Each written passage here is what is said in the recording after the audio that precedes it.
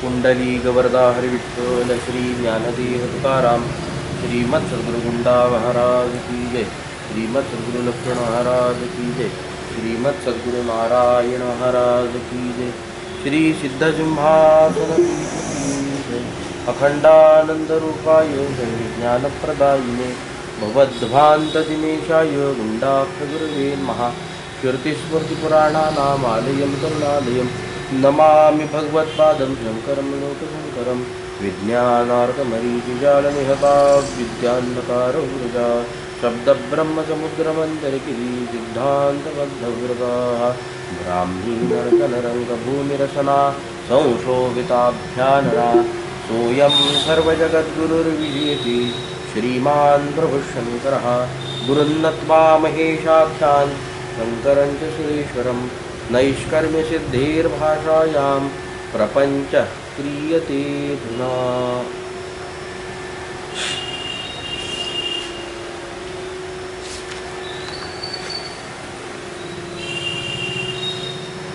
परमित्सायां य आभाति स्वयं मातृप्रमाणयोः स्वमहिम्नाचि यसिद्धस्सो ज्ञातार्थो वसीयताम्। निर्दुःखित्वं त्वमर्थस्य तदर्थेन विशेषणं प्रत्यक्ता च तदर्थस्य त्वं पदे नास्य सन्निधेः। बोधृता कर्तृता बुद्धेः कर्मता स्यादहन्तया तयोरैक्यं तथा बुद्धौ पूर्वयोरेव मात्मनि। कूटस्थबोधतोऽद्वैतं साक्षात्त्वं प्रत्यगात्मनः कूटस्थबोधाद्बोध्रीधिः स्वतो हीयं विनीश्वरी। श्लोक क्रमांक 15 पर्यंत अध्याय 3। जय गुंडानाथ महाराज।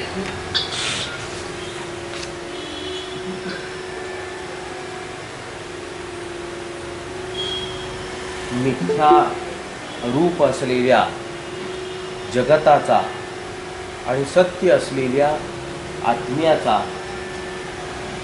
आध्यासिक संबंध जरी मानायचा ठरला तरी तो संबंध केवळ एक अज्ञान मानल्याविना कोणत्याही पद्धतीमध्ये प्रतिपादिला जात नाही। अज्ञान मध्यात मानलं असता मिथ्यारूप संसाराचा आणि सत्यरूप आत्म्याचा आपल्याला संबंध मानता येतो। रज्जूवर प्रतीतीला येणारा सर्प म्हणजे सर्पाचा आणि रज्जूचा संबंध मानितच असताना वास्तविक पाहता सर्प म्हणजे रज्जू नाही आणि रज्जू म्हणजे सर्प नाही। किंबहुना रज्जूचा आणि सर्पाचा कोणत्याही पद्धतीमध्ये कोणत्याही कसलाही संबंध आपल्याला सांगता येत नाही। व्यावहारिक धरेवर सुद्धा अशा पद्धतीचा कोणताही संबंध सांगता येत नाही। पण हा संबंध येतो का येत नाही, केवळ एका असलेल्या रज्जूमुळेच इथे मात्र प्रतीती त्या सर्पाची येऊ लागली का येऊ लागली नाही याचा विचार केला असता एका रज्जूमुळे प्रतीती येते असा आपल्याला विचार करावा लागतो। म्हणजे रज्जूकडे कारणत्व देतोय असा अर्थ नाहीये, पण रज्जू नसेल तर ती गोष्ट होते का अशा पद्धतीचा आपल्याला विचार करायचा आहे। वास्तविक ज्ञान ग्राहक असलेला जो मी त्याच्या असलेल्या ज्ञान अज्ञानावर हा सगळा चाललेला प्रपंच आहे। मग त्या अशा असलेल्या प्रपंचाला सुद्धा काहीतरी एक आधार लागतो। त्या आधाराच्या दृष्टीने आपण रज्जूचं महत्त्व काहीतरी सांगत आहोत, म्हणजे रज्जूच्या संबंधाने आपण काहीतरी बोलत आहोत।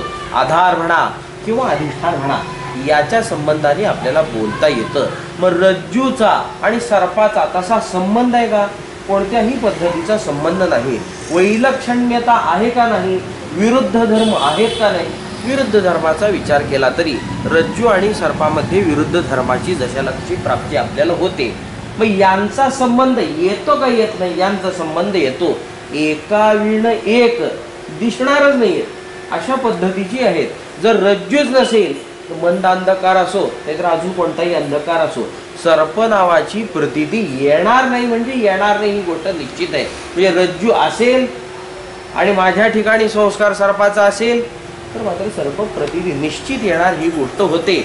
विरुद्ध धर्मवान असलेले असे हे दोघं एका ठिकाणी येतात, संबंधी होतात आणि मला प्रतीतीला येतात।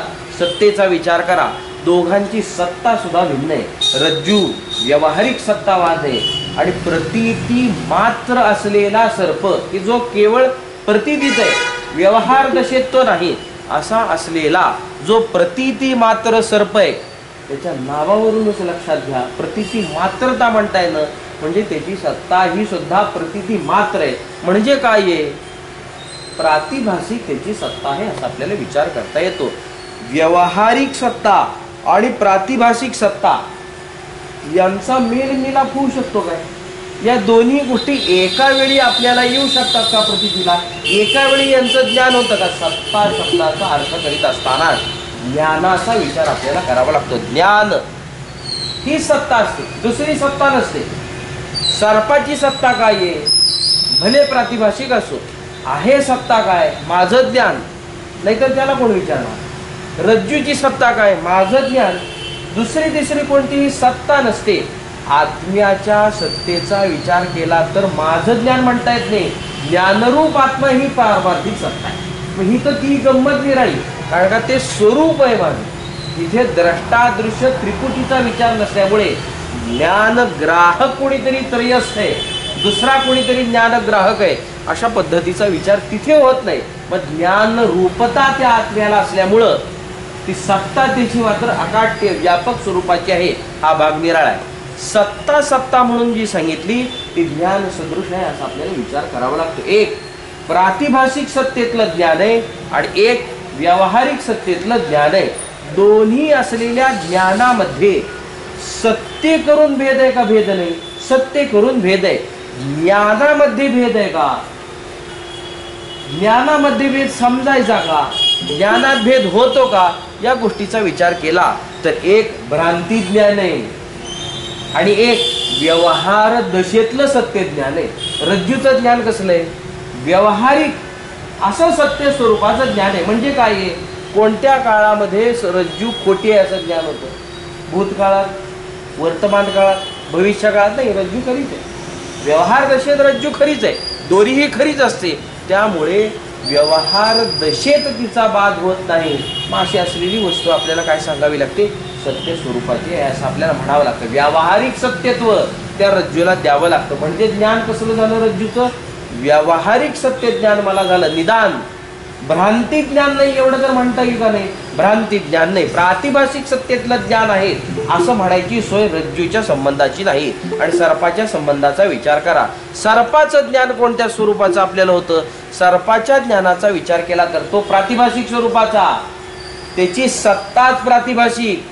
त्याची सत्ताच जर प्रातिभाषिक आहे तर ज्ञान सदृश असलेल्या सत्तेवरून विचार करीत असताना ज्ञानाचा प्रकार सुद्धा प्रातिभाषिक रूपतेत घेऊन जात असताना प्रातिभाषिक ज्ञान म्हणता येत नाही, मिथ्या ज्ञान म्हणावं लागतं, भ्रांती ज्ञान म्हणावं लागतं, भ्रमाने उत्पन्न झालेलं ज्ञान म्हणावं लागतं, म्हणजे भ्रामक ज्ञान म्हणावं लागतं. मग अशा असलेल्या भ्रांती ज्ञानाचा आणि व्यावहारिक सत्य ज्ञानाचा संबंध येईल काय? संबंध येता कामा नये. किंबहुना संबंधाचा कोणत्याही पद्धतीत विचार करताच येणार नाही असं आपल्याला म्हणावं लागतं. दोन्हीही परस्पर विरुद्ध अशा गोष्टी आपल्याला सांगता येतात. दोन्हीही परस्पर विरुद्ध गोष्टी असतील आणि त्यांचा संबंध असतो असं विधान तरी करता येतं का? असं विधानही करता येत नाही. परंतु प्रतीती किंवा अनुभव मात्र तसा आहे की एक आत्मा आहे आणि अनात्म पदार्थाची प्रतीती आहे. सगळ्या जगताची मला प्रतीती होऊ लागली आहे. जगत मिथ्या रूप आहे. सर्पाची प्रतीती येते ही निश्चित आहे, रज्जूविना येत नाही ही निश्चित आहे. दोघांचा संबंध होऊ शकत नाही, विरुद्ध धर्म आहेत ही निश्चित आहे. आला कसं? सगळ्या निश्चित असलेल्या गोष्टीमध्ये एक गोष्ट जी होते की जी सिद्धांताच्या आत्ताच्या प्रमाणे सिद्धांताच्या अगदी विरुद्ध जाऊन आपल्याला प्रतीतीला येते. अशी गोष्ट होत असताना या दोन्ही विरुद्ध पक्षाचा असलेला काहीतरी एक संबंध मानावा लागतो, त्याशिवाय ही गोष्ट होत नाही. संबंध येत नाही हे जरी खरं असलं तरी संबंध आल्याविना प्रतीती येणार नाही ही गोष्ट खरी होते. मग संबंध येतोच कसा काय या गोष्टीचा विचार केला तर रज्जू आणि सर्पाचा संबंध आलाच कोणामुळे? एका अज्ञानामुळे संबंध आला. ही गोष्ट आपल्याला मान्यच करावी लागते. म्हणजे एक अज्ञान की जे रज्जू विषयक आहे, रज्जूला विषय करणार आहे, रज्जूच्याच आश्रित राहणार आहे, असं असलेलं एक अज्ञान मानावं लागतं. आणि तेवढं एक अज्ञान मानलं असता गंमत काय होते की रज्जूचा आणि सर्पाचा काही एक संबंध नसताना दोघांचा संबंध प्रस्थापित होतो. आणि रज्जूच्याच ठिकाणी रज्जूचं ज्ञान न होता केवळ सर्पाचं ज्ञान व्हायला आपल्याला चालू होतं. म्हणजे परस्पर विरुद्ध असलेल्या गोष्टींच्या संबंधाने होणारं जे ज्ञान आहे आणि एकाधिकरणात होणारं जे ज्ञान आहे वा जो काही संबंध मागायचा आहे तो होणारा असणारा प्रतीतीला येणारा सगळा संबंध आध्यासिक जरी असला तरी तो एका असलेल्या अज्ञानामुळे आपल्याला मानावा लागतो. वास्तविक आत्मा सत्य स्वरूपाचा आहे आणि जगत अज्ञान आणि अज्ञानकारी असलेलं जगत हे सगळं मिथ्या स्वरूपाचं आहे व दोघांचा असा संबंध येऊ शकत नाही. सदविलक्षणता आत्मा सत्य स्वरूपाचा आहे म्हणजे तुम्ही सांगताय काय? सदरूपता सांगताय. आणि अज्ञानाच्या संबंधाने बाह्यच्या संबंधाने आपण सांगताय काय? सदविलक्षणता सांगता, असदविलक्षणता सांगता, का केवळ सद नाही म्हणून सांगता, का असद नाही म्हणायची सोय आहे म्हणून सांगता? असद आहे म्हणायला गेलं अज्ञानाला समजा असद जर म्हणलं, असद म्हणजे काहीच नाही असं जर म्हटलं पूर्णतया अभाव तर एकालिक त्याचा निषेध होतो. काहीच नाही असं जर म्हटलं तर म्हणजे अभावरूप जर समजलं तर, अत्यंत अभावरूप समजलं तर जगत कसं निर्माण होईल? मेलेल्या माणसाला स्वप्न पडतं काय? गेला ना तो, संपला ना तो, असला पाहिजेत ना. हा जागा नकोय, सुषुप्तीतही नकोय, हा मधल्या संग्राम अवस्थेत असला पाहिजे मग स्वप्न पडतं. हे काहीतरी असलं पाहिजेत का नको? का पूर्ण अभाव झाल्यावर सगळे प्रक्रिया चालू होते, स्वप्न पडत नाही. आणि व्यावहारिक सत्तावान असलेलं हे सगळं जगत प्रतीतीला कशी? या गोष्टीचा विचार केला असता आपल्याला असं लक्षात येतं की या दोघांच्या संबंधाने असलेलं जे अज्ञान आपण मानतोय त्या अज्ञानाला असद रूप असं म्हणता येत नाही. का म्हणता येत नाही? अभावातून उत्पत्ती कोणाचीच होणार नाही म्हणजे असद म्हणायची सोय नाही. मग असद विलक्षण म्हणा म्हणजे सद म्हणायचं का? असदापेक्षा विलक्षण म्हणजे असदाहून निराळा एवढा त्याचा अर्थ झाला. सद म्हणता येतं का? सद तर आत्मा आहे, एकमेव आत्मा आहे. मग सदरूप म्हणता येईल का? जर सदरूप म्हणायला गेलं तर अज्ञानाला सदरूप म्हणता म्हणजे सर्पाला सदरूप म्हणले का? म्हणले नाही. सर्पाला सदरूप म्हणले म्हणजे सर्प अस्तित्ववान झाला का? झाला नाही. सर्प अस्तित्ववान झाला. जर सर्पाचं अस्तित्व आहे तर ज्ञानाने निवृत्ती कशी काय होईल त्याची? जो पदार्थ खराच अस्तित्वाला असतो तो ज्ञान जरी झालं कशाचंही तर निवृत्त कसा होईल? घट आहे, खरा घट आहे आणि मला ज्ञान झालं मातीचाच घट असतो, माती खरी आहे, माती खरी आहे एवढं ज्ञान झालं. घट फुटतो काय? माझ्या ज्ञानाने? माझ्या ज्ञानाने घट फुटत नाही. खरा असलेला साप आहे आणि तिथे जर मी म्हणू लागलो भ्रमाने दिसतोय, भ्रमाने दिसतोय, तो निवृत्त होतो? होत नाही. सदरूपता अशा पद्धतीची अस्तित्वाची आहे. मग अस्तित्व ते तिथे तर आहे का नाही? अस्तित्व तिथे आहे. अस्तित्वाची कल्पना सर्पाच्या ठिकाणी करता का? सर्पाच्या ठिकाणी असलेली अस्तित्वाची कल्पना अशा पद्धतीची करता येईल का? अशा पद्धतीची करता येणार.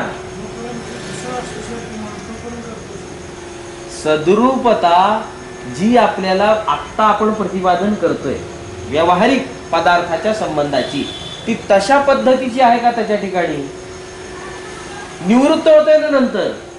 ज्यावेळी प्रतीतीला येतोय त्यावेळी निश्चित साप आहे म्हणूनच येतोय नाही. सर्प प्रतीती निवृत्ती नंतरचा विचार सांगा. विचार विनिमय कधी होईल? भीती वाटली का? भीती वाटली त्यावेळी विचार होत नसतो. भयातून निवृत्त झाल्यावर विचार होईल कसं काय भीती वाटली, का म्हणून भीती वाटली, खरंच भीतीचं कारण होतं का, असा त्यावेळी विचार होतो. हे व्यावहारिक उदाहरण आहे, त्यामुळे त्याच्यातून पुढे जाण्याचा आपल्याला मार्ग प्रशस्त होईल म्हणून हे उदाहरण आपण प्रत्येक वेळी घेत असतो.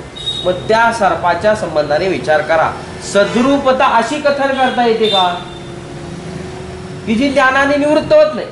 ती करता येते का? ज्ञानाने निवृत्ती त्याची होते. सद्रूप म्हणता येत नाही. बरं, असद्रूप म्हणावं, प्रतीतीला येतोय का येत नाही? भ्रमात तरी प्रतीतीला तो येतो का येत नाही? भ्रमात तरी प्रतीतीला येतो. म्हणजे सद्रूप म्हणायची सोय होत नाही, आहे म्हणायची सोय नाही आणि नाही म्हणायची सोय नाही. अशा पद्धतीचं आपल्याला कथन करावं लागतं. म्हणजे सद्रूपताही गेली आणि असद्रूपताही गेली. राहिली काय? सदविलक्षणता. नुसती सदविलक्षणता राहिली नाही, तर असदविलक्षणताही त्याला प्राप्त झाली. सदविलक्षणता प्राप्त होते. मग सदविलक्षणता म्हणजे अनिर्वचनीयता. मग अनिर्वचनीयता त्या अशा असलेल्या अज्ञानाला प्राप्त जर असेल व अनिर्वचनीय हे जर अज्ञानाचं स्वरूप असेल म्हणजेच मिथ्या. अनिर्वचनीय, मिथ्या म्हणजे खोटं नाही, मिथ्या म्हणजे अनिर्वचनीय. मिथ्या म्हणजे सदसद विलक्षण. अशा असलेल्या अज्ञानाच्या संबंधाने भ्रांतिरूप वा मिथ्यारूप असलेल्या या अज्ञानाच्या संबंधाने विचार केला तर सत्यरूप असलेल्या आत्म्याशी त्याचा संबंध कसा काय जोडायला पाहिजे? जोडता येणार नाही. हा संबंध कोणत्याही पद्धतीत लागू शकत नाही, कारण का विरुद्ध धर्माची प्राप्ती होते. केवळ एक अज्ञान जर मध्यात मानलं तर जे जगत आणि आत्मा यांच्यामध्ये केवळ एक अज्ञान जर मानलं तर निश्चित काय होईल? या दोघांची आपल्याला संगती लावता येते. सर्पाची आणि रज्जूची संगती जर लावायची ठरली तर विशेष रूपाचं अज्ञान निश्चित मानावं लागतं. नुसतं अज्ञान मानून चालत नाही. अज्ञानाचा जो परिणाम होतोय भ्रांती ज्ञान, त्या भ्रांती ज्ञानाचाच विचार आपल्याला करावा लागतो. म्हणजे भ्रांती ज्ञान असेल तर मात्र अशा पद्धतीची संगती आपल्याला लावता येते. काही वेदामध्ये विचार करीत असताना वेदातली काही वचनं आली. इयमेव ऋक् अग्निः सामहा असं म्हणून सांगितलं. त्याचा अर्थ असा आहे, इयमेव, इयम म्हणजे ही पृथ्वी. हे काय आहे? ह्याला ऋग्वेद समजा, अग्नीला सामवेद समजा. सामवेद म्हणजे अग्नी आहे का? जो ग्रंथ आहे, जी ऋचा आहे, जे मंत्र प्राप्त झालेले, जी अपौरुषेय वाणी आहे, ते म्हणजे अग्नी समजता का? पृथ्वी म्हणजे पृथ्वी म्हणजे ऋग्वेद समजता का? आणि वेद तर तशी आज्ञा देतो की पृथ्वीला ऋग्वेद समजा आणि अग्नीला सामवेद समजा. मग दोन विरुद्ध असलेल्या पदार्थांचा संबंध वेदाने सांगितला का सांगितला नाही? आता इथे म्हणायची सोय नाही की अज्ञानामुळे हा संबंध सांगितला. वेदाला अज्ञान असेल का? वेद सांगणाऱ्या ऋषींना अज्ञान असेल का? जो मुख्य असलेल्या सिद्धांताचं प्रतिपादन करणारा वेद आहे की ज्याच्यामध्ये महावाक्याची गणना आपण करतो. अहम ब्रह्मास्मी, प्रज्ञानम ब्रह्म, तत्वमसी, अयमात्मा ब्रह्म, सोहम इत्यादी असलेल्या महावाक्याची आपण जी गणना करतो आणि याचं प्रतिपादन करणारा जो वेद, त्या वेदाला ही गोष्ट माहीत नाही का? नेती नेती म्हणणारा वेद, एकच सत्य आहे म्हणणारा वेद, जगत मिथ्या आहे म्हणणारा वेद, त्याला हे माहित नाही का की दोन परस्पर असलेल्या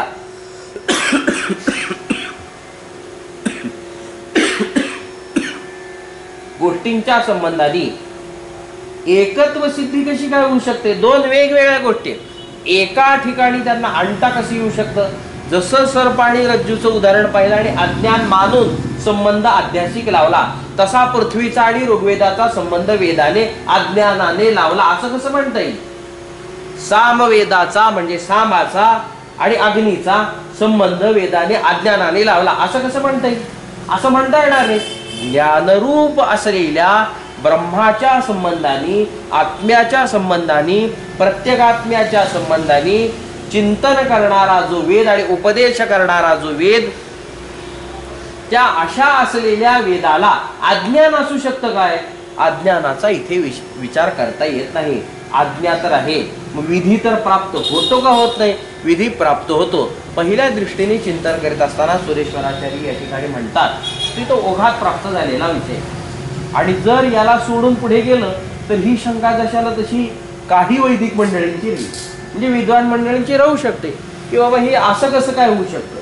त्याच्यावरूनच विचार करायचा आहे ना, केवळ तार्किकतेचा विचार नाही, वैदिक असलेल्या सगळ्या सिद्धांताला सर्वथैव प्रमाण मानून तर्क आधारित असलेला सगळा विचार आपल्याला करावा लागतो. त्यामुळे याचाही विचार करून पुढे जावं लागतं. मग हा विचार करीत असताना विधी प्राप्त होतो का होत नाही. विधी प्राप्त आहे की पृथ्वीला ऋग्वेद समजा, अग्नीला सामवेद समजा, इयमेव अग्निही सामहा, अशा पद्धतीचा विचार करीत असताना एक गोष्ट लक्षात येते. पहिल्यांदा सुरेश्वराचार्य या ठिकाणी म्हणतात की इथे विधी प्राप्त आहे.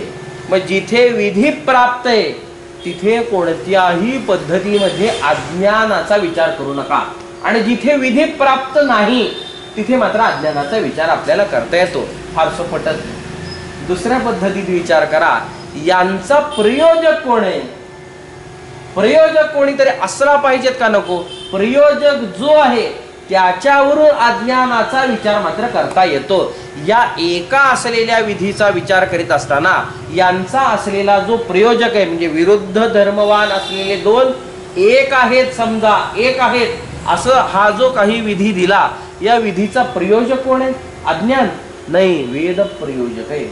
मग जर वेद प्रयोजक असेल इथे, तर त्या अशा असलेल्या एका प्रयोजकावरून की जो ज्ञान कथन करणारा एकमेव आहे, सर्वथैव प्रमाणे शब्दराशी आहे, अपौरुषेय वाणी आहे, अशा असलेल्या एका वेदाच्या प्रयोजकावरून इथे अज्ञानाचा कोणताही विचार आपण करता कामा नये असं ते म्हणतात.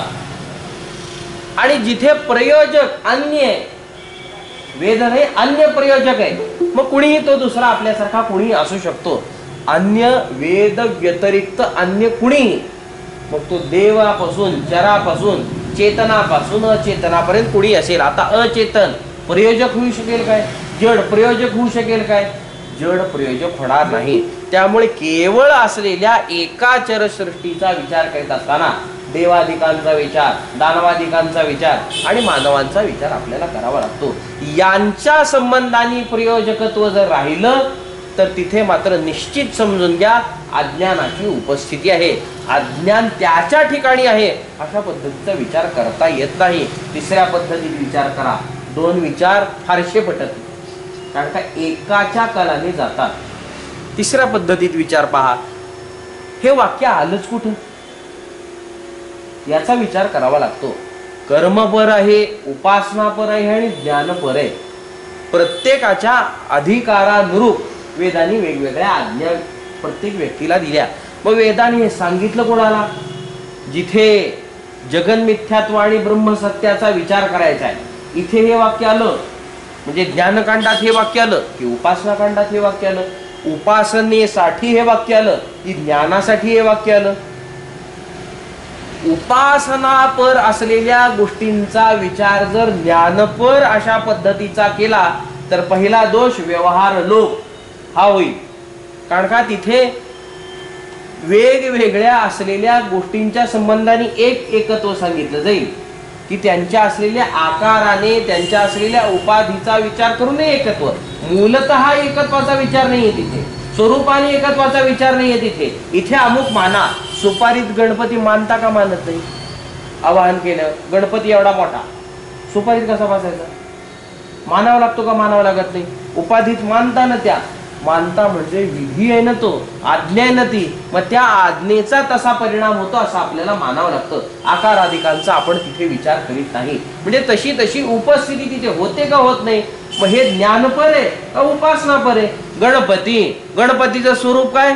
आता उपासनापर असलेल्या त्या श्रुतीचा आधार घेऊन ज्ञानपर असलेल्या गोष्टीचा विचार करीत असताना स्वरूप ज्ञानपरतेमध्ये आणि आकार हा सुपारीचा उपासनेमध्ये. मग आता विचार करताना प्रश्न उपस्थापित झाला गणपतीचं स्वरूप काय, तर लहान मुलासारखं उत्तर द्यावं लागेल सुपारी. हे गणपतीचं स्वरूप आहे. ते गणपतीचं तसं स्वरूप होत नाही, तो निराळ्या स्वरूपाचा आहे, आत्मस्वरूपाचा तो आहे. अशा पद्धतीचं आपल्याला चिंतन करावं लागतं. मग या गोष्टींचा विचार करीत असताना हे वाक्य आलंच कुठं, तर उपासनापर असलेल्या कांडामध्ये हे वाक्य आल्या कारणानं त्या एका असलेल्या उपासना कांडावरून याचा अर्थ लावत असताना अज्ञान नावाचा विचार आपल्याला करता येत नाही. इथे उपासनेचा विचार करावा लागतो आणि उपासनेचा प्रयोजक म्हणून विचार करावा लागतो आणि त्या दृष्टीने विधीचा विचार करावा लागतो. अज्ञानाची इथे प्राप्तीच होत नाही. अज्ञानाची प्राप्ती का बरं होत नसेल तर एक व्यवहारातल्या दोन्ही गोष्टी सांगितल्या त्यामुळे अज्ञान नाही. तर व्यवहारिक गोष्टीत अज्ञान नाही, एका सत्तेतल्या गोष्टीत अज्ञान नाही. ऋग्वेद व्यावहारिक सत्तावान आणि पृथ्वी प्रातिभासिक नाही, व्यावहारिक सत्तावान. मग दोन व्यावहारिक पदार्थांमध्ये असं सांगितलेलं जे एकत्व आहे ते एकत्व मात्र उपासनापर असल्या कारणानं इथे हे समजा, इथे याचा अधिकार आहे, इथून याची प्राप्ती होईल अशा पद्धतीचा आपल्याला विचार करता येतो. त्यामुळे अज्ञानाचा विचार या ठिकाणी आपल्याला करता येत नाही. सांगण्याचा उद्देश असा चाललेला आहे की दोन विरुद्ध असलेल्या म्हणजे कसल्या कसल्या विरुद्ध असलेल्या, केवळ त्यांच्या असलेल्या धर्माने नव्हे, धर्माने तर असलंच पाहिजेत, सत्ताभेदही अपेक्षित आहे. नाहीतर रज्जू व्यावहारिक सत्तावान आणि व्यावहारिक सत्तावान सर्प विरुद्ध धर्माचीच आहे. मग दोघांचा संबंध अज्ञान आल्यावर होतो असं होत नसतं, कोणत्याहीच पद्धतीत होणार नाही. मग सत्ताभेद वैलक्षण्य म्हणत असताना आणि पूर्ण विरोध म्हणत असताना काय काय गोष्टी लक्षात घ्याव्या लागतात. एक धर्म तर विरुद्ध असलेच पाहिजे, निश्चित ती गोष्ट आहे, व विरुद्धता प्राप्त होते. सत्ताही विरुद्ध असली पाहिजे म्हणजे भिन्न असली पाहिजे, म्हणजे काय होतं मग पूर्णतया विरोध प्राप्त झाला. अशा पद्धतीचं आपल्याला चिंतन करता येतं. मग या अशा असलेल्या दोन विलक्षण सत्तेच्या म्हणजे वेगवेगळ्या सत्तेच्या आधाराने राहणाऱ्या दोन पदार्थांचा विचार केला. एक रज्जू आहे आणि एक सर्प आहे. मिथ्या भ्रांती रूप असा असलेला जो सर्प आणि व्यावहारिक सत्य असलेली रज्जू यांचा असलेला जो संबंध आहे तो संबंध प्रस्थापित होत असताना मध्यात एक अज्ञान मानल्या विना कोणत्याही पद्धतीची संगती लागत नाही. म्हणजे एक अज्ञान अध्यासिक संबंध या दोन्हींचा निर्माण करतो आणि मग एकाच्या आधाराने एकाची प्रतीती येते. अशा पद्धतीचा आपल्याला विचार करावा लागतो. दोनांचा एक अज्ञानामुळे संबंध आहे म्हणजे मध्यात असलेलं जे अज्ञान आहे की आत्मा आणि जगत यांच्या मध्यात असलेलं जे अज्ञान आहे हे अज्ञान कशाच्याच आधारे राहत नाही असं म्हणता येत नाही. दोन आणि त्याच्या मध्यात आहे जगत, याला अनात्मा म्हणा, आणि एक आत्मा आहे. हे दोन पदार्थ प्राप्त होतात आणि मध्यात अज्ञान नावाचा पदार्थ प्राप्त होतो. या एका असलेल्या अज्ञानामुळे आत्मा अनात्मा भेद झाला, अनात्म्याची प्रतीती होऊ लागली. मग हा असलेला अज्ञान राहत कुठं असेल, ही माया राहत कुठं असेल या गोष्टीचा विचार केला तर काहीतरी आश्रय असला पाहिजे, काहीतरी विषय असला पाहिजे. त्याशिवाय कोणत्याही पद्धतीमध्ये अज्ञानाची प्रतीती आणि अज्ञान कार्याची प्रतीती येऊच शकत नाही असा आपल्याला विचार करावा लागतो. कुठेतरी आधार असला पाहिजे ना त्याला. अज्ञान आहे म्हणजे कशाचं हा पहिला प्रश्न उपस्थापित होतो. कशाचं तरी अज्ञान असेल ना. ज्ञान तरी म्हटलं तरी कशाच आहे आणि अज्ञान जरी म्हटलं तरी कशाच आहे हा प्रश्न जशाला तसा आहे. कशाचं म्हणत असतानाच विषयाचंही ग्रहण झालं आणि आश्रयाचंही ग्रहण आपल्याला होतं. ज्याच्या आश्रयाने अज्ञान राहतो त्यालाच तो विषय करतो अशा पद्धतीचा सिद्धांत आपल्याला मानावा लागतो. या एका असलेल्या सिद्धांताचं चिंतन करीत असताना वेगवेगळ्या असलेल्या ग्रंथकारांनी, मग संक्षेप शारीरिक म्हणून ग्रंथ आहे आणि अजून काही ग्रंथ आहेत, या सगळ्या असलेल्या ग्रंथकारांनी एक पक्ष मांडला आणि तो पक्ष सांगत असताना त्यांनी सांगितलं की अज्ञान म्हणजेच माया ही कशी आहे या गोष्टीचा विचार करताना ते म्हणतात स्वाश्रया आणि स्वविषया हा त्या मायेचा पक्ष आहे. म्हणजे स्वाश्रया आणि स्वविषया अशी माया असते. स्व म्हणजे तिथे अर्थ घ्या मी म्हणजे आत्मा, आत्मा आणि आश्रया आत्म्याच्या आश्रयाने राहते आणि विषय कोणाला करते आत्म्यालाच विषय करते असं आपल्याला म्हणावं लागतं. उदाहरण देत असताना प्रसिद्ध असलेलं उदाहरण आणि बहुतेक ज्ञात असलेलं उदाहरण आपल्याला देतो. घरातला अंधकार आहे. कोणाच्या आश्रयाने राहिला? घराच्या. घरात अंधार आहे ना, मग घराच्या आश्रयाने राहिला. आता अंधार घराच्या आश्रयाने राहतो. अंधार कुठे स्वतःचा प्रभाव दाखवतो? म्हणजे विषय कोणाला करतो? विषय कोणाला करतो म्हणताना प्रभावाचा विचार करावा लागतो. स्वतःचं सामर्थ्य कुठे दाखवतोय तो? जिथे तो सामर्थ्य दाखवत असेल मग त्याने त्या पदार्थाला विषय केलाय असं आपल्याला म्हणावं लागतं. घराच्या आश्रयाने अंधकार राहतो, तर अंधार बाहेर पडतो का घरातच पडतो? अंधार कुठे असतो? घरातला अंधार घरालाच विषय करेल ना. घरातली वस्तू दिसते का घरात अंधार असल्यावर? का बाहेरची वस्तू दिसत नसते? घरातली दिसत नसते. म्हणजे जिथे तो असतो, ज्याच्या आश्रयाने असतो त्यालाच तो विषय करतो. याला म्हणा स्वाश्रया आणि स्वविषया. अज्ञान आहे.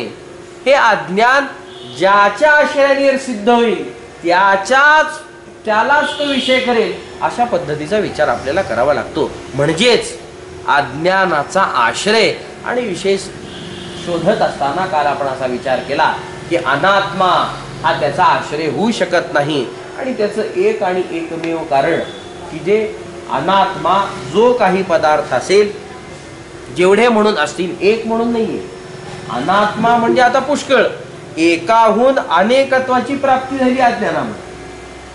एका रज्जूचं अज्ञान झालं असता भ्रांती एका पदार्थाची होते का अनेक पदार्थाची होते? अनंत पदार्थाची भ्रांती निर्माण होते ना. कोणताही पदार्थ पूर्व संस्कारानुरूप प्राप्त होतो.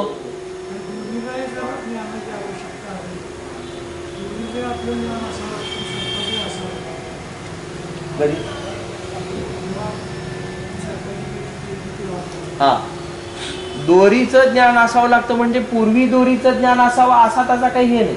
सामान्य रूपाने ज्ञान होतंय ना.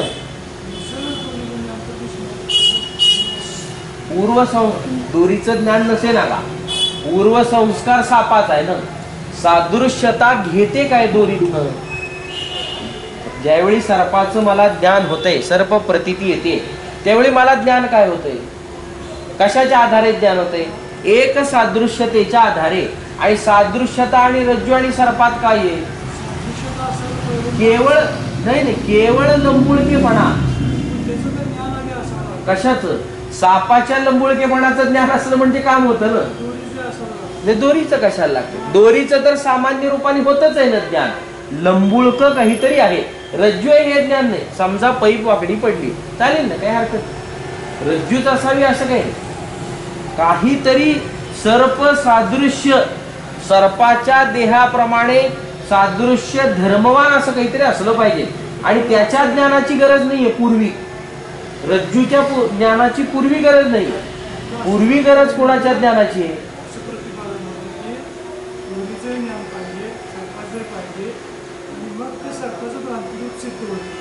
दोरीचं ज्ञान पाहिजे. म्हणजे सामान्य रूपाने ज्ञान हवंय. सामान्य रूपाने ज्ञान कधी हवे? आधी नकोय.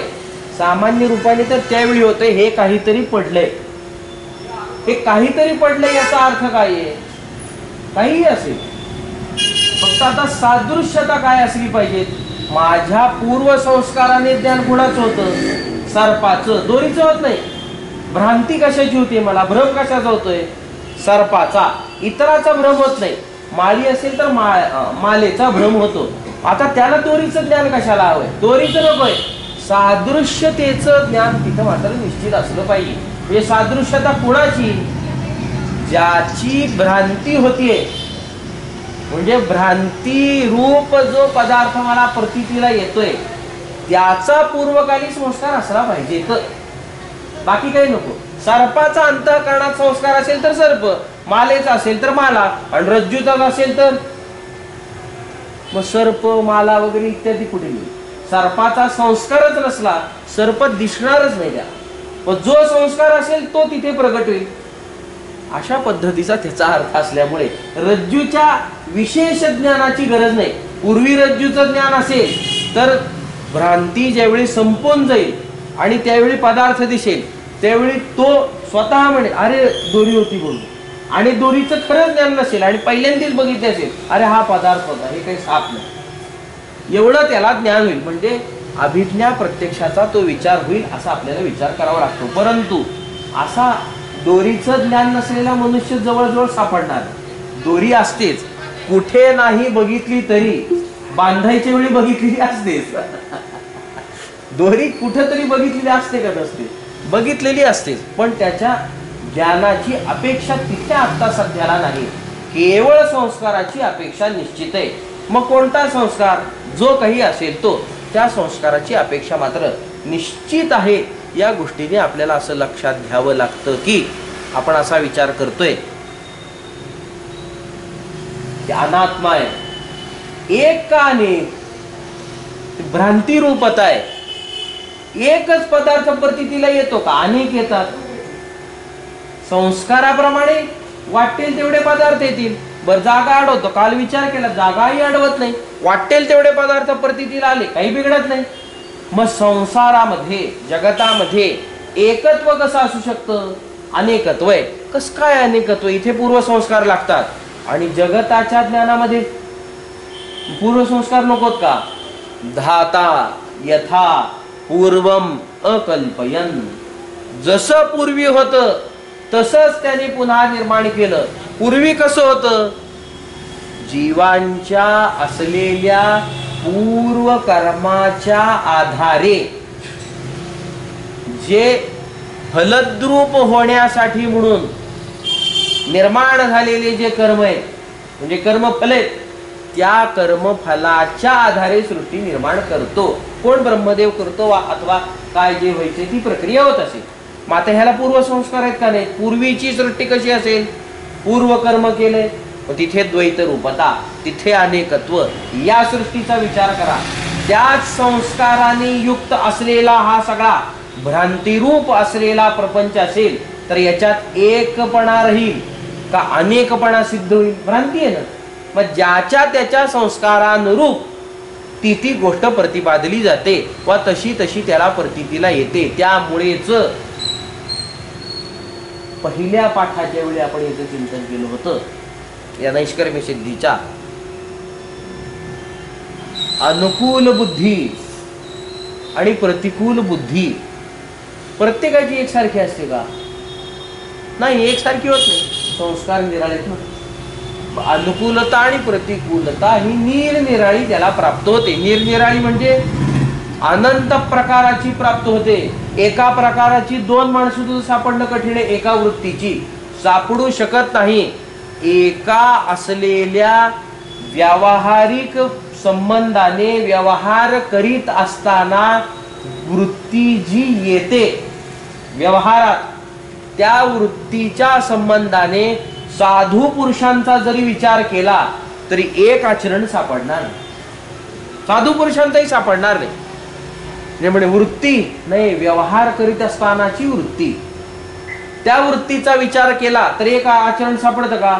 ज्ञानेश्वर महाराज वेगळं आचरण करतात आणि नामदेव महाराज वेगळं आचरण, निवृत्तीनाथ वेगळं आचरण आहे. आचरणाचा त्यांचा असलेला जो प्रकार आहे, कथन करण्याचा जो प्रकार आहे तो निरनिराळा आहे ना. नामदेवरायचे अभंग पहा, वेगळं कथन आहे. ज्ञानेश्वर महाराजांचे अभंग पहा, वेगळं कथन आहे. ही विलक्षणता प्राप्त कशी होते?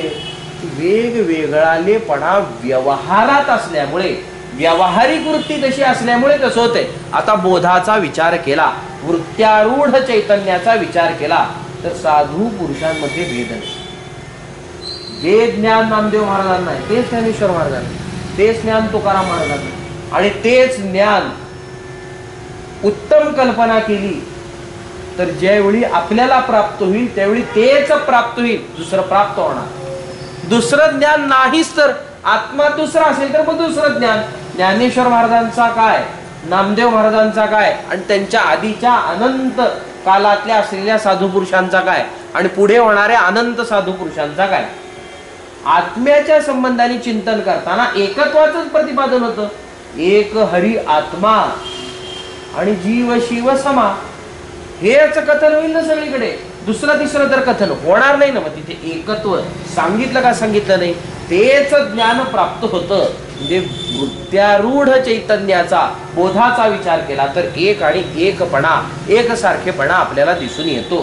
पण वास्तविक व्यावहारिक वृत्तीचा, व्यवहारकालीन असलेल्या वृत्तीचा जर विचार केला तर मात्र भिन्नता सापडते. का भिन्नता सापडते? अनेक आहेत ना, भ्रांती आहे ना, आणि संस्कारानुरूप तिथे प्रगटीकरण आहे ना. मग संस्कारानुरूप असलेल्या प्रगटीकरणाचा विचार केला तर अनंतत्वाची प्राप्ती तिथे होते. त्यामुळे आत्मा एक, अज्ञान. आता एक मानायचं का अनेक मानायचं? अज्ञानाचा विचार केला तर अज्ञान पुढे बघू, एक का अनेक, आणि अनात्मा तिथे मात्र अनेकत्व आपल्याला प्राप्त होतं.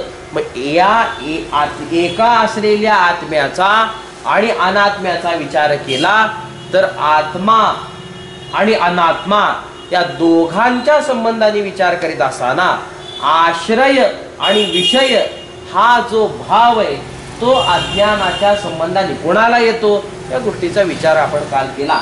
त्या पद्धतीत एकमेव आत्मा आहे की ज्या आत्म्याच्या संबंधाने ही गोष्ट प्रतिपादिली जाते. म्हणजे एक आत्माच आश्रय होतो अज्ञानाचा, आणि तोच आत्मा अज्ञानाचा विषयही होतो. म्हणजे अज्ञान ज्याच्या ठिकाणी राहिलं त्यालाच त्यांनी विषय केला असं आपल्याला म्हणावं लागतं. म्हणजे आत्म्याच्या आश्रयाने अज्ञान राहिलं तर बिघडणार नाही, राहू द्या, पण त्याने विषय केल्यामुळे सगळं बिघडलंय. आपला विषय काय आहे? मला आत्मा कळत नाही हा प्रकार कुठून आला?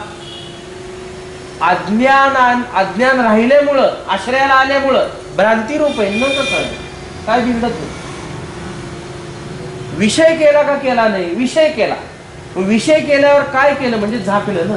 म्हणून आता माझा गोंधळ निर्माण होतो की न आत्मविद.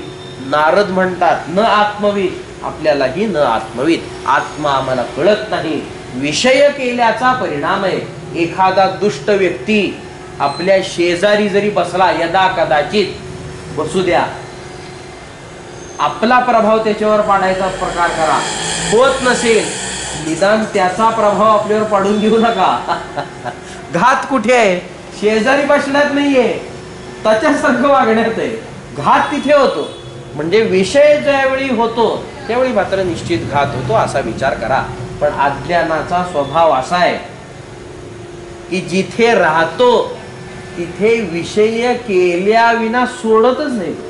अंधार घरात राहतो आणि घराला तो अंधारात बुडतो का बुडत नाही? नाही, घरात अंधार राहू दे, विषय मात्र करू नये असं होत नसतं. एखादा रोग आहे शरीरात आहे आणि आपण जर म्हणू लागलो देवाला, देवा माझी प्रार्थना आहे या देहामध्ये तो रोग राहू दे पण रोगाने शरीराला काही करू नये, असं कसं होईल? असं होऊ शकतं का? असं होणारच नाही. त्यांचा संबंध आहे ना, एकमेकांचे ग्रास करणार आहेत ना ते. शरीर जर उत्तम असेल आणि शरीर जर खरंच हट्टाला पेटलं तर ते स्वतः निरोगी होण्याचा प्रकार करतं आणि रोग नाहीसा करतं. आणि अशक्त झालं तर म्हणजे शरीराने ग्रास कोणाचा केला? रोगाचा. आणि अशक्त झालं तर रोग शरीराचा ग्रास करतो. हे असं होत नसतं की राहा तिथं पण विषय करू नको. कोणत्याही पद्धतीत ही गोष्ट होत नसते. त्यामुळे अज्ञान राहिलंय, विषय केल्यामुळे घात झाला ही जरी गोष्ट बरोबर असली तरी राहिल्यामुळे सुद्धा घात होतोय. अशा पद्धतीचा आपल्याला विचार करावा लागतो. आश्रय अज्ञानाचा आत्मा आणि विषयही आत्माच ठरतो. अशा असलेल्या या अज्ञानाचा विचार केला असता आत्मा आश्रय झाला, परंतु अज्ञान आणि आत्मा विरुद्ध स्वभावान होतात. अज्ञान अंधार रूप आहे, तमक रूप आहे, भ्रांती रूप आहे, आणि आत्मा सत्यरूप आहे, स्वयंप्रकाश रूप आहे. आत्म्याचं ज्ञान झालं असता अज्ञान राहणार नाही. आत्म्यापुढे अज्ञान येऊ शकत नाही, सूर्यापुढे अंधार येऊ शकत नाही, रज्जू पुढे सर्प येऊ शकत नाही. मग हे असं कसं काय होऊ शकतं? जर विरुद्ध स्वभाव आहे तर मग हा यांनी विषय करता कामा नये, यांनी आश्रय घेता कामा नये. अनात्मा आश्रय होत नाही, अनात्मा विषय होत नाही अज्ञानाचा. मग पारिशेषण्याने आत्म्याच्या ठिकाणी येतं. बर, वैलक्षण्य सुद्धा तिथे प्राप्त होतं. समान आश्रयाचा विचार केला तर ज्ञान अज्ञानाची जोडी सुद्धा तिथे प्राप्त होते. की अज्ञान असेल मग तिथे ती त्याची उपस्थिती आहे, आश्रय राहिला विषय करतोय, ज्ञान झालं ती निघून जातं. ज्ञान आणि अज्ञानाची जोडी समान आश्रयात राहते. एका आत्म्याचा अज्ञान असला अज्ञानाचा ठाव ठिकाण आहे असं समजा, आत्म्याचं ज्ञान झालं की अज्ञान निघून गेलं असं समजा. म्हणजे समान आश्रयात तो राहतो. जे समान आश्रयता सिद्ध होते, वैलक्षण्यताही सिद्ध होते. हे असं अज्ञानामुळे असलेली जी स्थिती आहे ही स्थिती सुद्धा वैलक्षण्यामुळे विरुद्ध धर्मामुळे आपल्याला प्राप्त होते, ही गोष्ट सिद्ध होते. म्हणून आत्म्याच्या ठिकाणी हे असंही होतं. परंतु विरुद्ध धर्माचा विचार केला तर या विरुद्ध धर्मामध्ये अशी स्थिती आहे की एक स्वयंप्रकाश रूप आहे आणि इकडे मात्र जडता आहे, स्वयंप्रकाश शून्यता आहे, तमप्रधानता आहे. एकमेका पुढे येऊ शकत नाहीत. आणि तुम्ही म्हणताय हा त्याच्या पुढे येऊन राहिला, त्याच्या आश्रयाने राहिला, याला कारण हे होऊ शकतं का? हे होऊच शकत नाही. म्हणजे न आत्मविद अशा पद्धतीचा अनुभव कोणालाही येणारच नाही असा आपल्याला विचार करावा लागतो. अभावाचं ज्ञान, अभाव आहे आणि ज्ञान कधी होत असेल? घट आहे आणि घटाचा अभाव आहे. आपण अभाव प्रमेयचं चिंतन करतोय वृत्ती प्रभाकरात. बहुतेक सर्वांनी ऐकल्यात जमा, त्यामुळे थोड्याशा उड्या मारून मी पुढे जातो. अभाव प्रमेयचं चिंतन पहा. अभावाचं ज्ञान कधी होतं? घटाभावाचं ज्ञान कधी होतं?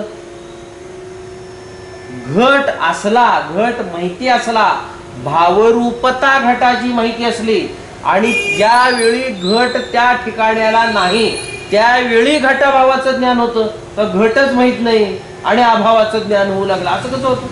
अभावाचं तसं ज्ञान होत नसतं. म्हणजे अभावाच्या ज्ञानाला लागतं काय काय? चार्जर आणायचं. तुझ्या मोबाईलवर चालू चार्जर, ते आता जोडलं नाही जायचं.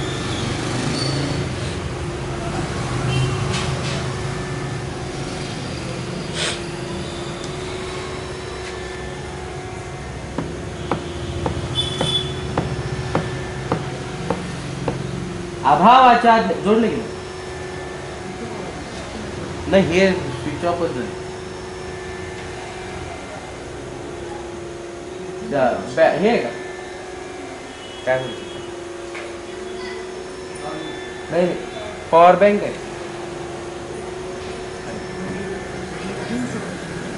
हा लिंक जोडले.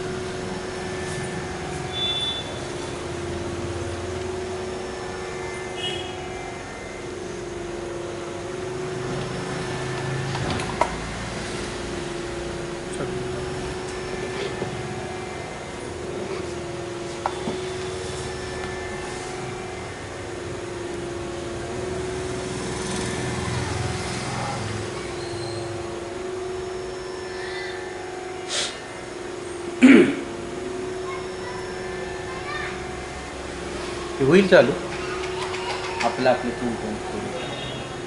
अभावाच्या ज्ञानाला गरज कशा कशाची लागते? एक, अभावाचा ज्याचा अभाव असतो तो त्याचा प्रतियोगी असतो, अशा एका प्रतियोगीचं ज्ञान लागतं. आणि दुसरं काय लागतं? जिथे अभाव राहतो वा जिथे अभावाचं ज्ञान होतं अशा धर्मीचं म्हणजे अधिकरणाचं ज्ञान असलं पाहिजे. तोपर्यंत अभावाचं ज्ञान आपल्याला होत नाही. म्हणजे एक अधिकरणाचं ज्ञान लागतं आणि एक प्रतियोगीचं ज्ञान लागतं. जोपर्यंत प्रतियोगी आणि अधिकरण म्हणजे धर्मी यांचं ज्ञान मला नाही तोपर्यंत त्या प्रतियोगीच्या संबंधाने अभावाचं ज्ञान मला होत नाही. अशा पद्धतीचा आपल्याला सिद्धांत मान्य करावा लागतो. आता इथे अज्ञान आहे आणि त्या अज्ञानाच्या संबंधाने विचार करीत असताना अज्ञान हे आत्म्याच्या पुढे राहणार नाही जरी गोष्ट खरी असली, आत्म्याच्या ठिकाणी राहत नाही जरी गोष्ट खरी असली, म्हणजे आत्म्याच्या ठिकाणी नाहीच ही जरी गोष्ट खरी असली, म्हणजे त्या आत्म्याच्या ठिकाणी दुसऱ्या पद्धतीत विचार करा, ज्ञानाभावाची अज्ञानाभावाची कल्पना आपल्याला करावी लागते. म्हणजे काय कल्पना करावी लागते? अज्ञान तिथे आहे, अज्ञान कसं राहत नाही, ज्ञानाभावाची अज्ञानाभावाची आपल्याला कल्पना करावी लागते. या अशा असलेल्या अज्ञानाच्या अभावाच्या ज्ञानासाठी म्हणून त्याचा जो प्रतियोगी आणि त्याचं जे अधिकरण, त्याच्या ज्ञानाची अपेक्षा आहे का अपेक्षा नाही? त्याच्या ज्ञानाची अपेक्षा आहे. जोवर प्रतियोगीचं आणि त्या अधिकरणाचं ज्ञान मला प्राप्त होत नाही तोपर्यंत त्याच्या अभावाचं तरी ज्ञान कसं काय प्राप्त होईल? तोपर्यंत अभावाचं ज्ञान आम्हाला प्राप्त होणार नाही. आत्म्याच्या ठिकाणी अज्ञान नाही असं जे तुम्ही म्हणत आहात, त्या एका असलेल्या गोष्टीचा विचार केला असता त्याच्या ठिकाणी असलेल्या प्रतियोगित्वाचा विचार होतोय काय? त्याच्या ठिकाणी असलेल्या अधिकरणतेचा विचार होतोय काय? आणि दोघांच्याही ज्ञानाचा विचार होतोय काय? होत नाही. अज्ञान तिथे नाही म्हणायला अज्ञानाच्या अभावाचा विचार करताना, अज्ञानाच्या अभाव ज्ञानाचा विचार करताना म्हणावं काय लागेल? की जो त्याचा प्रतियोगी आहे त्याचं मला ज्ञान अपेक्षित आहे आणि अधिकरणाचं ज्ञान अपेक्षित आहे. आता अज्ञानाच्या अभावाचा प्रतियोगी कोण? ज्याचा अभाव असतो तो त्याचा प्रतियोगी असतो. अशा पद्धतीचा विचार आपण केला. मग अज्ञानाच्या अभावाचा प्रतियोगी कोण? स्वतः ज्ञान. दुसरं तिसरं कोणीच येणार नाही.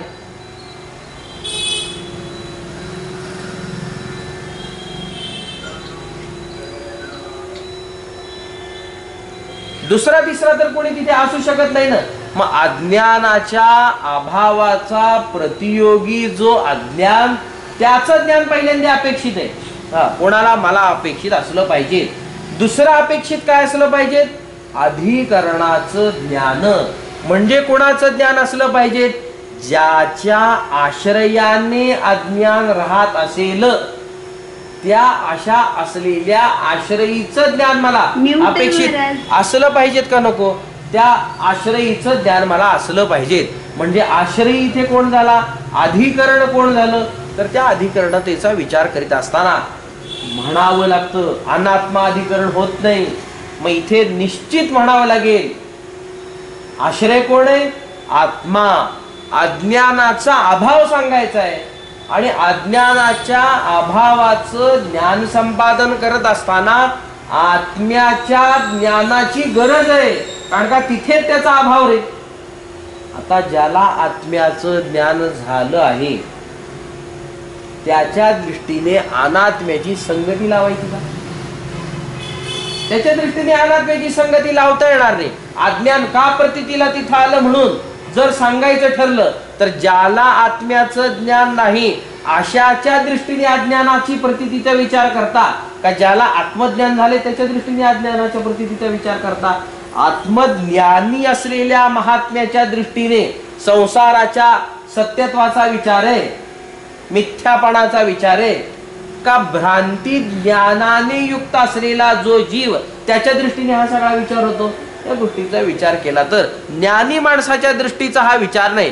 ज्ञानाचा हा कोणताही प्रांत नाही, मुक्ताचा हा कोणताही प्रांत नाही. जीव दशेला प्राप्त असलेला जो तो त्याचा हा विचार असल्यामुळे आपल्याला विचार करावा लागतो की अज्ञानाचा असा अभाव विरोधी गट जरी असला तरी तुम्हाला तिथे सांगायचा ठरला तर काय करावं लागेल? आत्म्याचं ज्ञान घ्या, कारण का अधिकरण तिकडं जातं, अधिकरण तो होतो. आत्म्याचं ज्ञान असताना अज्ञानाचा विचार होतो का? अज्ञानाचा कोणत्याही पद्धतीत विचार होत नाही. त्यामुळे एक सांगता येणार नाही की तिथे अज्ञान राहूच शकत नाही, ही गोष्ट तुम्हाला सांगता येणार नाही, पहिली गोष्ट. दुसऱ्या गोष्टीने विचार केला तर असं लक्षात येतं की आत्म्याविषयी असलेलं अज्ञान, आत्म्याच्या आश्रयाने राहणारं अज्ञान आणि ते तिथे आत्मा स्वयंप्रकाश रूप असल्यामुळे राहू शकत नाही, पुढे येऊ शकत नाही, अज्ञान संपून जातं. अशी सगळी जरी स्थिती असली तरीही अज्ञान तिथे का राहिलं? तर याचा विचार करताना सुरेश्वराचार्यजी आपल्याला सांगतात आणि चित सुखाचार्यही याच्यावर भाष्य करताना आपल्याला सांगतात की अज्ञानाला कारण काय आहे? हे अज्ञान आहे आणि या अज्ञानाला कारण काय आहे? मला माहित नाही हेच कारण आहे. मला कळलं नाही ते अज्ञानाला कारण काय असतं? दुसरा तिसरा कोणतंही कारण नाही, मला माहिती नाही हेच कारण आहे. परवा दिवशी हे एक विधान आहे की अज्ञानाचं कारण काय? अज्ञानाचं निमित्त अज्ञानच आहे. पहिल्यांदा मी हे वाक्य वाचलं, पहिल्यांदा मला काहीच कळलं नाही. म्हणजे हे नेमकं लिहिलंय काय? अज्ञानाचं निमित्त अज्ञान आहे हे वाचून कळत नाही. बरं लक्षात लगे लक्षात यावं, अवघड गोष्ट आहे. वाक्याचा अर्थ कळणं काही नाहीये. अज्ञानाचं निमित्त अज्ञान आहे म्हणजे काय? अज्ञानाचं निमित्त अज्ञान आहे एवढा त्याचा अर्थ आहे. गमक काय याच्यातलं ते काही लक्षात येईल. महाराजांना विचार, आता आपल्यापाशी उत्तर आहे त्यामुळे विचार. अज्ञानाचं निमित्त अज्ञान, वरचं विचार सुरेश्वराचार्यांचा असा एकमेकापुढे येत नाहीत तरी अज्ञान राहतं. उत्तर काय आहे त्याचं एकच वाक्यात उत्तर आहे, अज्ञानाचं निमित्त अज्ञान आहे. संपला विषय, त्यांचा विषय संपला. आपण अर्धा तास पाहतो अज्ञानाचा निमित्त अज्ञान आहे. मग ह्याचा अर्थ काय आहे नेमका? महाराजांनी त्याच्यावर उत्तर दिलं की अज्ञानाचं निमित्त काय आहे? अज्ञान. ज्ञान नसणे हेच निमित्त आहे अज्ञानानं, दुसरं कोणतं निमित्त नसतं अज्ञानानं. मला कळत नाही ना म्हणजे विषय संपला. एका गोष्टीचं मला अज्ञान आहे म्हणजे काय आहे?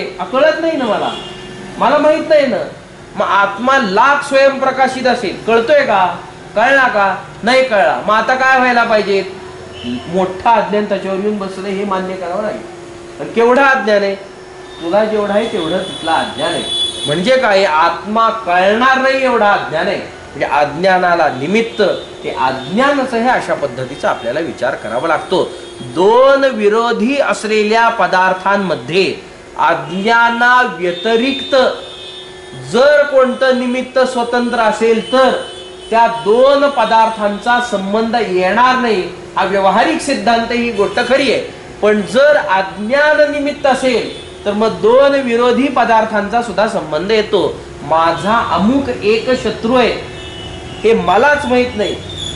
पहिलं निमंत्रण कोणाला द्यायला जातो? मी प्रतिष्ठित व्यक्ती असतो गावातला, कोणाला द्यायला जातो? नावं टाकतात लोक पत्रिकेवर आणि माहित नसतं हा शत्रू आहे माझा, म्हणून हाच घात करणार आहे. म्हणजे मंडपाला अग्नी लावणार हा आहे आणि त्याला आपण बोलवत आहोत हे माहित नसतं. करतो का करत नाही? संबंध जोडतो का जोडत नाही? कसं काय जोडला संबंध? अज्ञान निमित्त आहे ना. मग संबंध जोडला गेला. कोणात जोडला गेला? विरोधी पदार्थात जोडला गेला. आणि जर अज्ञानातून वेगळं निमित्त असेल तर नाही, मला अमुकाने सांगितले जाऊन भेट, तमुकाने सांगितले जाऊन भेट. जाऊन भेटतो का?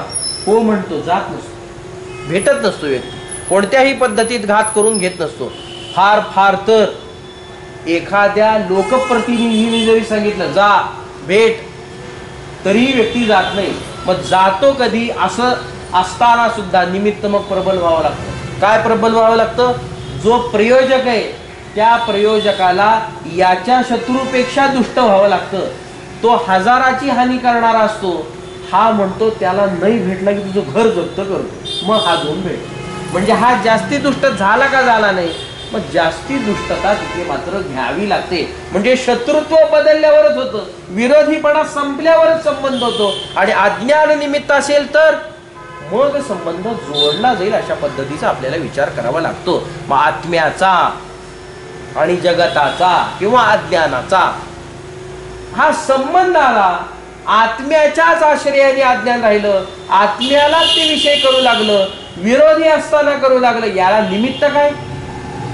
याला निमित्त अज्ञानच समजावं लागतं. दुसरं तिसरं कोणतीही गोष्ट आपल्याला समजता येत नाही. या गोष्टीचा विचार केला तर अनात्मा आश्रय नाही, अनात्मा विषय नाही, आत्मा आश्रय आहे, आत्माच विषय आहे, अशा पद्धतीचा विचार करून ते पुढे सांगतात की ज्यावेळी या अज्ञानाचा ध्वंसाचा विचार येतो त्यावेळी एक महावाक्य मात्र आपल्याला कामाला येतं, दुसरं कोणतंही कामाला येत नाही. आत्म्याचं ज्ञान न होऊ देण्यासाठी एक अज्ञान कारण आहे आणि त्या अज्ञानाची निवृत्ती केवळ ज्ञानाने होईल अशा पद्धतीचा विचार केला जातो. म्हणजे महावाक्य कारण झालं का झालं नाही? महावाक्य कारण झालं. महावाक्य काम कसं करतं? उदाहरण देत असताना ते सांगतात एकत्वाचा विचार या ठिकाणी आहे. तत्वमसी, तत्त्वम असी, ते ब्रह्म तू आहेस अशा पद्धतीचा अर्थ त्याच्यातून होतो. मग ते ब्रह्म तू आहेस असं म्हणत असताना याचं उदाहरण अभेदाचं चिंतन करीत असताना, या वाक्याचं चिंतन करीत असताना सुरेश्वराचार्य उदाहरण इथे देतात आणि ते म्हणतात हे नील कमळ आहे. हे वाक्य त्यांनी दिलं. आता नीलता आणि कमळ यांचा अभेद झाला का झाला नाही? संसर्ग रूप संबंध नीलतेचा आणि कमळाचा, कारण का दोन्ही पदार्थ निरनिराळे आहेत. पण हे नीळ कमळ आहे असं म्हणत असताना कमळ निळ ही गोष्ट सिद्ध होते का होत नाही? अभेद झाला का भेद झाला? अभेदाचं चिंतन झालं ना. हे नील कमळ आहे, मग नील कमलता असं ज्यावेळी सांगितलं गेलं त्यावेळी मात्र निश्चित अभेदाचं चिंतन होतं का होत नाही? निश्चित अभेद होतो. व्यवहारात जर ती गोष्ट सिद्ध होते तर त्याच पद्धतीने विचार करत असताना ते म्हणतात तत्त्वम अशी, याच्यातून ते तू आहेस हे म्हणत असताना सगळे असलेले जे जे काही धर्म माझ्या ठिकाणी आणि त्याच्या ठिकाणी असतील ते सगळे धर्म बाजूला पडले जातील. आता याचा अर्थ जीव आणि ईश्वराच्या संबंधाचा आहे. तत्त्वम अशी वाच्यार्थाने विचार केला तर तत्पदाचं वाच्य ईश्वर आहे, त्वम पदाचं वाच्य जीव आहे. आता जीव ईश्वर आहे असा स्वच्छ अर्थ या महावाक्याचा आहे. आता जीव आणि ईश्वर कसा काय होऊ शकतो? अल्पज्ञता, सर्वज्ञता, अल्पशक्तिमानता, सर्वशक्तिमानता, परिच्छिन्नता, अपरिच्छिन्नता. माझ्यापेक्षा तर व्यापक आहे का व्यापक नाही? सगळ्या अशा असलेल्या गोष्टींचा विचार, विराट आहे तो, मी अगदी लहान आहे, मग या गोष्टींचा विचार केला असता जीव ईश्वर कसा काय होऊ शकतो? आणि उपनिषद महावाक्य सांगते तर खरं जीव ईश्वर आहे. आणि सिद्धांत पुन्हा असाही सांगितला जातो की भेद आहे जीवेश्वरात, जीव आणि ईश्वर भेदाचे आहेत, यांच्यामध्ये कोणत्याही पद्धतीचं ऐक्य होणार नाही. मग असा हा सगळा असलेला प्रकार जर असेल तर अभेदाचं चिंतन कसं काय सांगतात?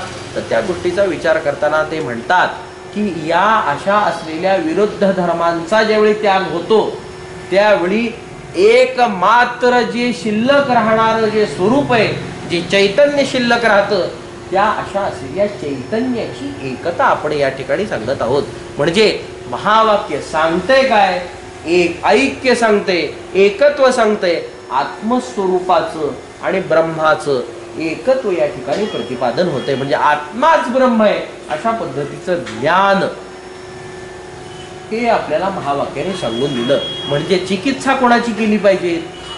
तत्वमसी या महावाक्याची चिकित्सा आपल्याला करावी लागते. म्हणजेच केवळ पदाची चिकित्सा करून काम भागत नाही, पदार्थाची चिकित्सा आपल्याला करावी लागते. आणि पदार्थाची चिकित्सा करीत असताना ते सांगतात 3 पद्धतीने अर्थग्रहण होतो. आणि 3 पद्धतीने अर्थग्रहण होतो म्हणत असताना सांगतात सामानाधिकरण्यश्च विशेषण विशेषता लक्ष लक्षण संबंध पदार्थ प्रत्यगात्मनाम.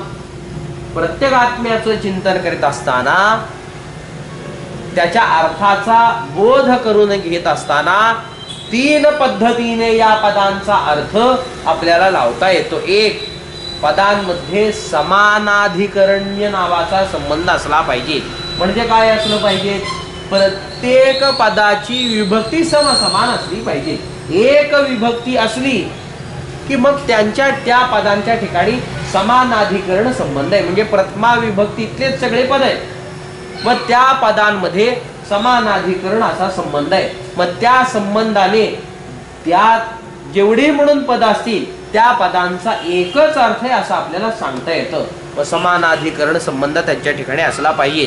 दुसरा संबंध सांगताना म्हणतात विशेषण विशेष्य संबंध त्यांच्या ठिकाणी असला पाहिजे.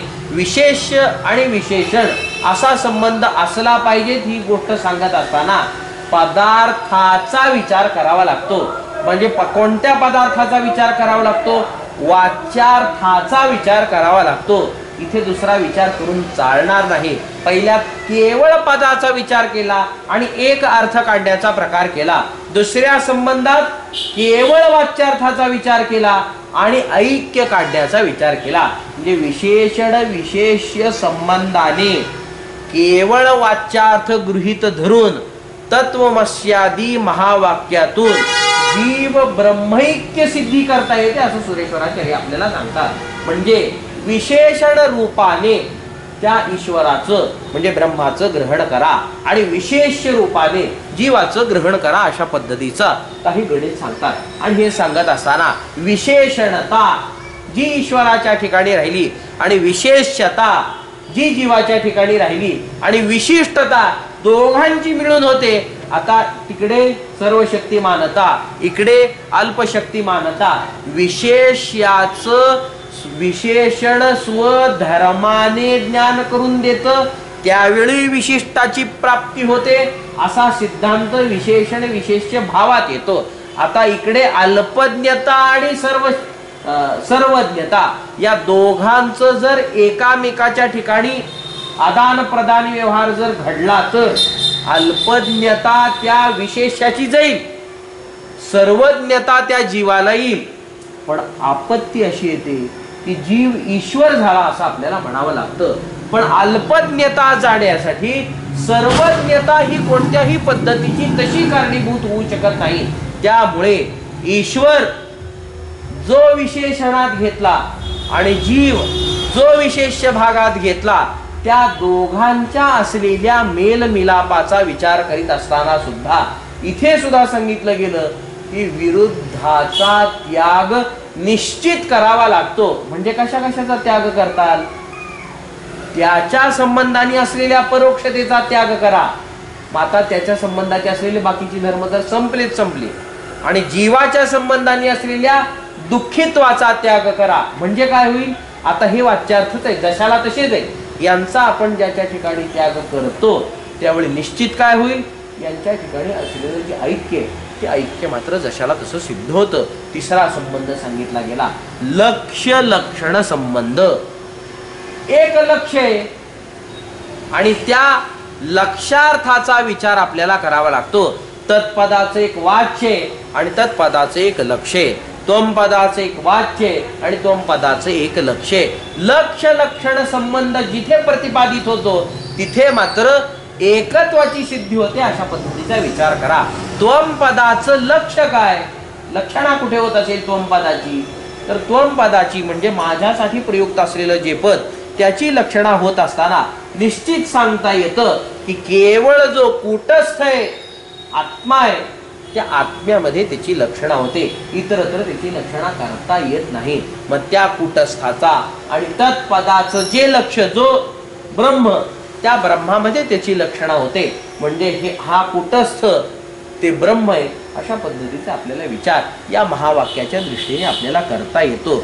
असं सगळं सांगत असताना महावाक्य हे सगळं सांगतं की हे ऐक्य, हे अशा पद्धतीचं ऐक्य आहे आणि असं ते ऐक्य ज्ञान झाल्यानंतर मोक्षप्राप्ती होते, अज्ञान निवृत्ती होते. ही जरी सगळी गोष्ट खरी असली तरी ज्यासाठी म्हणून ही गोष्ट सांगितली त्याचा जो अधिकारी आहे, त्या अधिकार्याच्या संबंधाने असलेले जे जे म्हणून विधी आहेत, त्या सगळ्या विधींचा अभाव या ठिकाणी होतोय. ही गोष्ट मात्र विसरता येत नाही. कसं काय अभाव होतोय या गोष्टीचं चिंतन करताना सुरेश्वराचार्य म्हणतात की संन्यास घेऊन या सगळ्या असलेल्या आत्मचिंतनामध्ये प्रवृत्त व्हायला पाहिजे. अशा पद्धतीचा सगळा विधी आपल्याला सापडतो. पण असा सगळा असलेला विधी जरी असला तरी श्रवण करा, मनन करा, निधिध्यासन करा, तत्वम पदार्थ शोधन करा, अशा पद्धतीने कोणत्याही गोष्टीचा विधी आम्हाला सापडला नाही असं पूर्वपक्षकार म्हणतात. म्हणजे त्यांना पूर्वपक्षाला म्हणायचे काय? कोणत्याही पद्धतीने अधिकार्याचा इथे संभव होत नाही.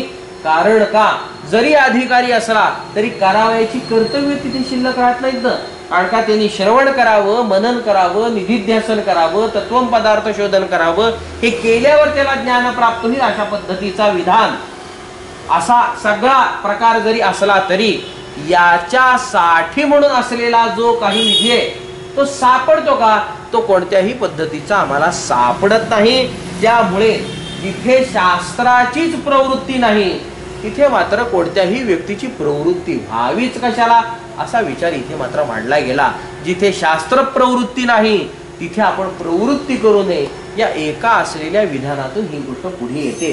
पण त्याच्यावर उत्तर देत असताना सुरेश्वराचार्य म्हणतात की समाधी साधनं जी सगळी आहेत ती सगळी साधनं सांगितलीच कशाला?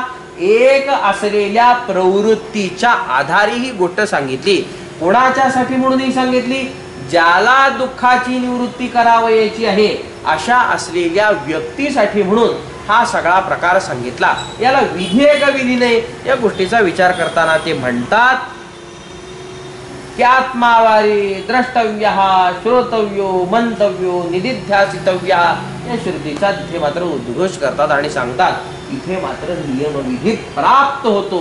आणि या अशा असलेल्या एका विधीच्या आधारे श्रवण मनन निध्यासनाची सिद्धी होते आणि त्याची सिद्धी झाली असल्या कारणानं ज्ञान सिद्धी होते, म्हणून अधिकार सिद्धी होते, अधिकार्याची सिद्धी होते आणि तत्वमसी महावाक्याधिकांची प्रवृत्ती सुद्धा सिद्ध होते.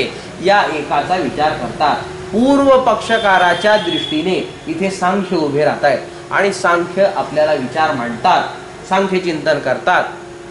एक अज्ञान नावाचा कोणता पदार्थ आम्ही मानित नाही. का मानित नाही? आत्मा आहे, अनात्मा. आत्मा म्हणजे अनात्मा आहे किंवा अनात्मा म्हणजे आत्मा आहे असलं जे भ्रांती ज्ञान आहे, हे भ्रांती ज्ञान म्हणजे जिथे भेद तिरोहित व्हायला पाहिजे तिथे अभेदाचं होणारं जे ज्ञान आहे म्हणजे भ्रांती ज्ञान आहे. हे भ्रांती ज्ञान सगळ्याला कारण की या भ्रांती ज्ञानाहून विलक्षण असलेलं एक अज्ञान की जे तुम्ही आतापर्यंत मानलं की अज्ञान आणि मग पुढे भ्रांती ज्ञान असं जे तुम्ही मानता त्या भ्रांती ज्ञानाचा प्रकार हा आहे का अज्ञानाचा प्रकार हा आहे असा सांख्य आपल्याला विचार मांडतात. भ्रांती ज्ञानाचा विचार भेद आणि जिथे भेद आहे तिथे अभेदाचं होणारं चिंतन.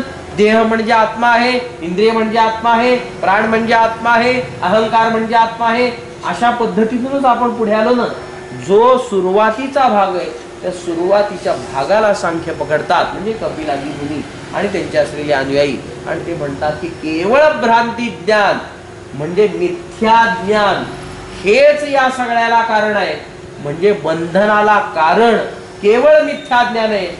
आत्मज्ञानाला प्रतिबंधक केवळ मिथ्या ज्ञान आहे ना की स्वतंत्र कोणतं तरी तुम्ही जे आता भावरूप अज्ञान मानलं त्या भावरूप असलेल्या अज्ञानाचा विचार आहे. मिथ्या ज्ञान आहे म्हणजे नेमकं काय आहे? सांख्याचार्य म्हणतात ज्ञानाभाव, ज्ञानाचा अभाव अशा पद्धतीने असलेलं जे ज्ञानाभाव रूप जे मिथ्या ज्ञान की जे अज्ञानाहून भावरूप असलेल्या अज्ञानाहून विलक्षण अशा स्वरूपाचं जे आहे ते एकटं असलेलं मिथ्या ज्ञान याला कारण आहे. सांख्याचार्य म्हणतात हेच कारण आहे. जर मिथ्या ज्ञान याला कारण असेल तर केलं काय पाहिजे? जिथे भेद आहे तिथे अभेद समजलात. आता या मिथ्या ज्ञानाच्या निवृत्तीचा विचार केला तर काय लागेल तुम्हाला? सांख्याचार्य म्हणतात भेदाच्या ठिकाणी अभेद समजलात ना, मग भेदाच्या ठिकाणी भेद आहे अशा पद्धतीचा विवेक करा. म्हणजे नेमकं काय होईल? आत्मा आत्मा हे कळेल, अनात्मा अनात्मा हे कळेल, आत्म्याचं ज्ञान होईल आणि तुम्ही त्या विवेकाने मुक्तीला जाताल अशा पद्धतीचा विचार आहे. अज्ञान आणलं कुठून? अज्ञानाची निवृत्ती ही आणली कुठून? अज्ञान नाहीच ना. एवढ्याने परिणाम होतो, एवढ्याने मुक्ती होते तर एक स्वतंत्र अज्ञान मांडण्याची गरज नाही. समजा अज्ञान मानलं तर भावरूप स्वतंत्र अज्ञान मानलं तर त्या अज्ञानाची निवृत्ती करणं आणि त्या निवृत्त्यर्थ असलेल्या महावाक्याचा विचार करणं पोल ठरतंय. कारण का विवेक ख्यातीच्या आधारे विवेकाच्या आधारे आम्हाला मोक्ष होतोय ना. आत्मा कळला ना, मोक्ष झाला आमचा. मग मोक्ष जर तिथे व्यक्तीला प्राप्त होत असेल तर अज्ञान निवृत्त्यर्थ असलेल्या महावाक्यांचा विचार खोल आहे एवढी गोष्ट तुम्ही विचारात घ्या. पण वेदाच्या ठिकाणी फोलपणा देता येत नाही. त्यामुळे सांख्याचार्य पुढे जाऊन सांगतात की महावाक्य अज्ञान निवृत्त्यर्थ आहेत असं आम्ही मानितच नाही. म्हणजे महावाक्य मानित नाही असं होत नाही. मग महावाक्य मानता का मानित नाही? महावाक्य मानतो. मग महावाक्य कशासाठी मानता? भेद दाखवण्यासाठी मानतो. आत्मा म्हणजे काय आहे? आणि अनात्मा म्हणजे काय आहे? देह म्हणजे तू नाहीस, देहादी सगळा प्रपंच हा निराळा आहे आणि पुरुषरूप असलेला, आत्मा असलेला, ब्रह्म असलेला तू, तो निराळा आहेस. मग तो पुरुषही व्यापक आम्ही सांगतो. जो दुसरा पक्ष आहे सांगण्याचा, त्याच्यामध्ये आपत्ती आल्यानंतर व्यापकतेचं आधान त्यांनी केले. पहिल्यांदा त्यांनी परिच्छिन्नच मानला, विविधच मानला, त्यातही काही वाद नाही. पण ज्यावेळी काही आपत्ती आली त्यावेळी त्यांनी पुन्हा व्यापकतेचा आश्रय केलेलाच आहे. मग तो तू आहेस अशा पद्धतीचं विधान आम्ही करतो. म्हणजेच तत्वमस्यादी महावाक्य आत्मात्म विभाग करणारे आहेत, विवेक करणारे आहेत असा मी मानतो. आणि या विवेकाने आत्मज्ञान होईल आणि ते आत्मज्ञान होऊन मोक्ष प्रतिपादिला जाईल, मोक्ष प्राप्ती होईल. अशा पद्धतीचा आपल्याला विचार करावा लागतो. म्हणजेच महावाक्याचा फोलपणा जो अज्ञान निवृत्त्यर्थ म्हणून आहे, ती गोष्ट सिद्ध होते का होत नाही या गोष्टीचा आपल्याला काही विचार करावा लागतो. ज्ञानाभाव रूप असलेल्या भ्रांती ज्ञानाचा विचार आणि भावरूप असलेल्या अज्ञानाचा विचार हा जोपर्यंत होत नाही तोपर्यंत मात्र आज्ञापर्यंत आपल्याला जाता येत नाही असा आपल्याला विचार करावा लागतो. वेळेची मर्यादा झाली असल्यामुळे आज आपण इथेच थांबतो. बाकीचं चिंतन उद्या. पुंडलिक वरदा हरी विठ्ठल श्री ज्ञानदेव तुकाराम, श्रीमद सद्गुरु गुंडा महाराज की जय, श्रीमद सद्गुरु लक्ष्मण महाराज की जय, श्रीमद सद्गुरु नारायण महाराज की जय, श्री सिद्ध सिंहासन पीठ की